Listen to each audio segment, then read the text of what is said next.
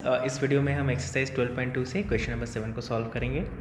Question है, अ cord of a circle of radius 12 centimetre subtends an angle of 120 degree at the centre, find the area of the corresponding segment of the circle. ठीक है, यहाँ पे हमें segment की बात की गई है और यहाँ पे कॉर्ड है जो कि है 12 सेंटीमीटर का। तो यहाँ पे मैंने कॉर्ड ड्रॉ कर लिया, ओके, जो कि है 12 सेंटीमीटर का। दिस इज 12 सेंटीमीटर एंड यहाँ पे जो एंगल जो सबटेंड हो रहा है ना सेंटर पे, सो दिस इज 120 डिग्रीज। ये जो यहाँ पे जो बन रहा है दिस इज 120। क्लियर? तो हमें क्या ढूंढना है, हमें ये वाला ढूंढना है, कॉरस्पॉन्डिंग सेगमेंट हमें ढूंढना है। तो जो मैं ब्लू कलर से शेड कर रहा हूँ इसका वैल्यू हमें ढूंढना है, इसका एरिया ढूंढना है।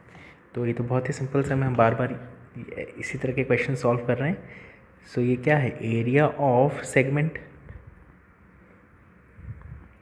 एरिया ऑफ सेगमेंट को कैसे लिखते हैं, एरिया ऑफ सेक्टर निकाल लेते हैं, उसमें से ट्राइंगल को माइनस करवा लेंगे, है ना। Area of sector minus area of triangle. तो हमें पता है इसका फॉर्मूला क्या होता है, theta upon 360 into pi R square. Area of triangle क्या होगा यहाँ पे, देखो, ओके। अभी यहाँ पे देख सकते हो कि एरिया ऑफ अ ट्राइंगल क्या लिखें। जैसे यहाँ पे 120 डिग्री है, हमें पता है कि अगर जब हम रेडियाई ड्रॉ करते हैं और यहाँ पे अगर एंगल 90 डिग्री रहता है तो ट्राइंगल का क्या फॉर्मूला होता है, half into base into height होता है।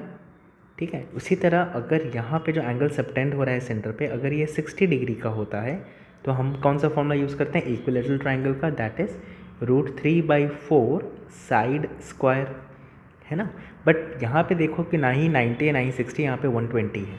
तो इस केस में जो फॉर्मूला यूज़ होता है, मैं रेड पेन से लिखता हूँ यहाँ पे, half into side square into sine theta. क्या यूज़ होता है यहाँ पे, साइन थीटा। फाइन, चलो आगे बढ़ते हैं, वैल्यू सब्स्टिट्यूट करेंगे यहाँ पे। तो ये होगा 120 degree upon 360 degree into pi 3.14, radius क्या है 12 इंटू 12। यहाँ पे हम क्या लिखेंगे, हाफ, इसको मैं रेड पेन से लिखता हूँ सो दैट कि ये डिफ्रेंशिएट करने में इजी रहे। हाफ इंटू साइड क्या दिया हुआ है 12 इंटू 12, ठीक है। और यहाँ पे क्या हो जाएगा, साइन थीटा, थीटा क्या है 120।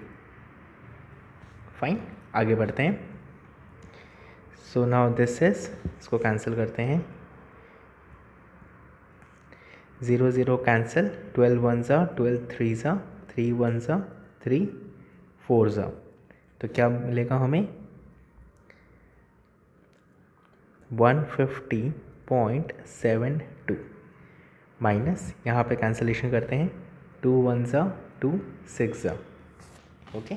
अभी इसको मैं ऐसा लिख सकता हूँ 6 इंटू 12, ओके। अभी यहाँ पे देखो साइन 20 को ना कुछ हमें यहाँ पे करना पड़ेगा। साइन 20 को क्या कर सकते हैं, साइन 20 की वैल्यू हमारे पास ट्रिग्नोमेट्रिक टेबल में नहीं है, डायरेक्ट नहीं दी हुई है ना। तो इसको मैं ऐसा लिख सकता हूँ, साइन, मैं यहाँ पे रफ में करके बताता हूँ। देखो, साइन 120 को लिखा जा सकता है साइन 180 माइनस 60, ठीक है। तो जब इस तरह का, जब हम साइन को 180 से तोड़ते हैं, ठीक है, तो इसमें हम कॉस नहीं होगा, है ना, कॉम्प्लीमेंट्री नहीं है ये। तो साइन का जो वैल्यू है ना वो डायरेक्टली इक्वल हो जाता है 60 के। तो यहाँ पे क्या हो जाएगा, साइन 60 डिग्री। तो साइन 120 को मैं डायरेक्टली क्या लिख सकता हूँ, साइन 60। क्लियर है? तो यहाँ पे तो कुछ चेंजेस नहीं करने हमें। दिस इज़ 150.72 माइनस, ये क्या हो जाएगा यहाँ पे 6 into 12, sign 60 is what, √3/2।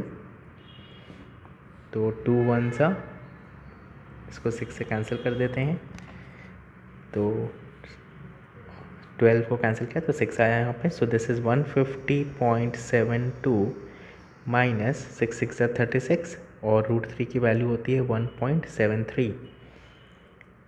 So this is 150.72 minus 62.28, that is 88.44 centimetre square. ठीक है, तो इस सम में हमें बेसिकली यही सीखना था कि अगर angle subtend at the centre 90 और 60 ना हो तो क्या होता है, हमें साइन थीटा लेना होता है। ठीक है, और उसके बाद फिर हम इस तरह का एक्सपांशन से वैल्यूज़ को लेके आते हैं। आई होप ये चीज़ें अच्छे से क्लियर हो गई होंगी। Thank you.